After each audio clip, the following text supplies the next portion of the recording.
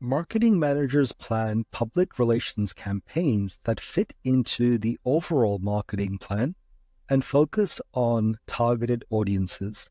Publicity is the effort to capture media attention and is initiated through a press release that furthers the public relation plan.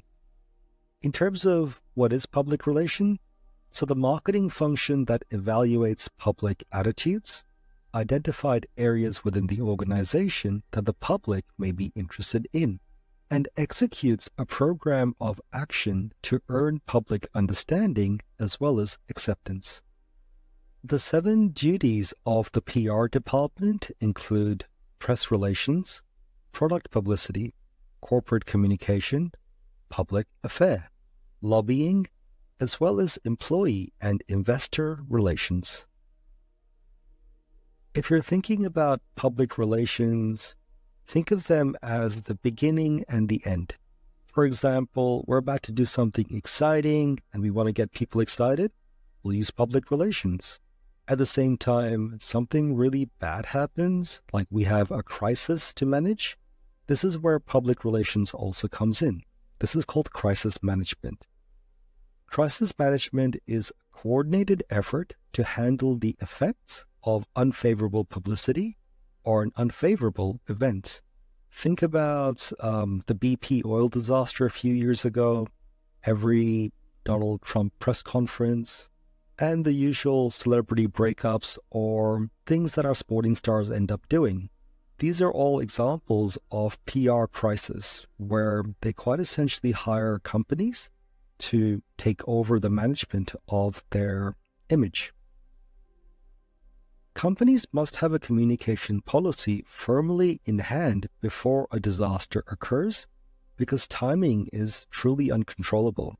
Like, you don't know when disaster is about to happen. Sometimes you can predict it, but quite often there's a reason why it's a disaster.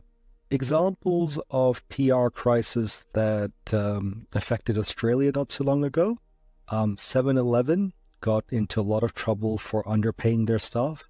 The most famous one in terms of PR and staff payment, George Calombaris, the former judge from MasterChef. His restaurants have now closed down due to a lot of staff being underpaid, and this being put through the public arena, and in particular, I think Fair Work Australia going after them. Also, Heston with the Fat Duck.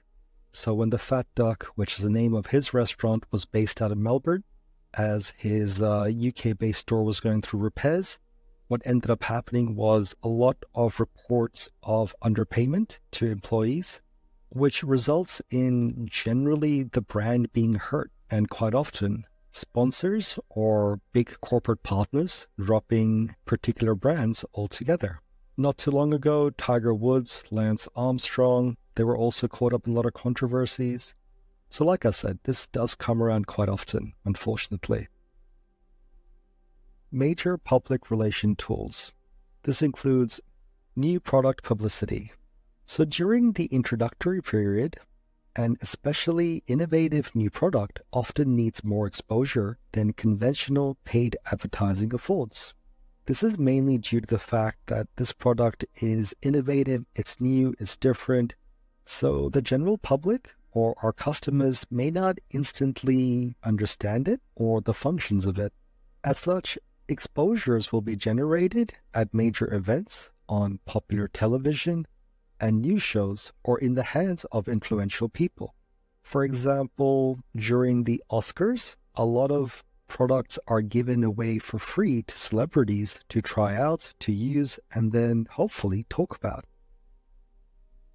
The next one, product placement.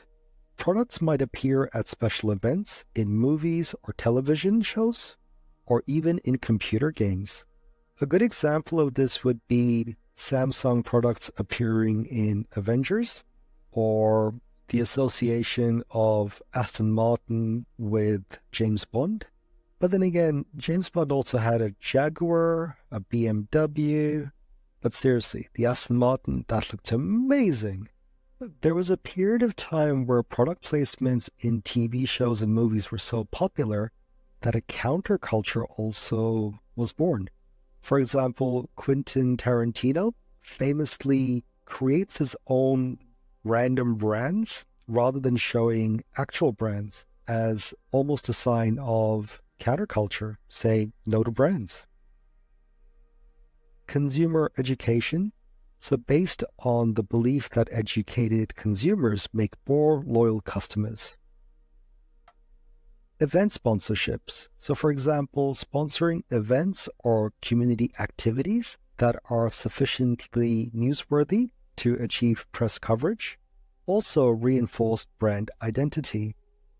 This is done quite a lot in sports, whether it's particular brands sponsoring athletes or vehicles or even the sponsor itself. For example, Toyota with AFL or Red Bull with air racing. Issue sponsorship, so building public awareness and loyalty by supporting customers' favorite issues. A couple of years ago, when Australia had the referendum on gay marriage, quite a few businesses got behind this particular issue by showing the support through corporate advertisement. And of course, you've got AFL in association with Beyond Blue to basically promote men's health, or AFL with the Big Freeze, or even having Anzac Day or Dreamtime games, which also promote various issues and cultural significance that people connect with. Now, if you're thinking, are sporting codes themselves also brands? The answer is yes. A couple of years ago, Australian cricket team got into a lot of trouble with ball tampering, and this affected Cricket Australia, as in the actual brand itself, with many major sponsors threatening to boycott the brand and many fans refusing to go to the next cricket series. This would also be a good example of a public relations crisis, where the PR team for Cricket Australia would have to step in to try and rectify the situation. Companies' websites. So increasingly used to introduce new products, provide information to the media, promote existing products, obtain consumer feedback, communicate legislative and regulatory information, showcase upcoming events, provide links to related sites, release financial information, interact with customers and potential customers, as well as many more marketing activities. So all these are examples of public relation tools. And once again, just like the integrated marketing communication tools, you're going to be using a combination of these in public relations in order to maximize your potential, your reach, your frequency, and most importantly, the impact that we're going to make in the marketplace. The key thing to remember is marketing doesn't really have a beginning or an end. It's a continual cycle. Think of it as not just a battle, but an ongoing war. Think of it as not just what we did right yesterday or what we're doing right today, but what we need to do right tomorrow. Marketing is powerful. It really is. As a result of which, we must have the will, the strength, the conviction, but most importantly, the foresight, as in think about the long term, think about the long game, think about what something's going to be like in the future, and then bring our customers along with us along that journey to provide not only products, so not only goods and services, but an experience.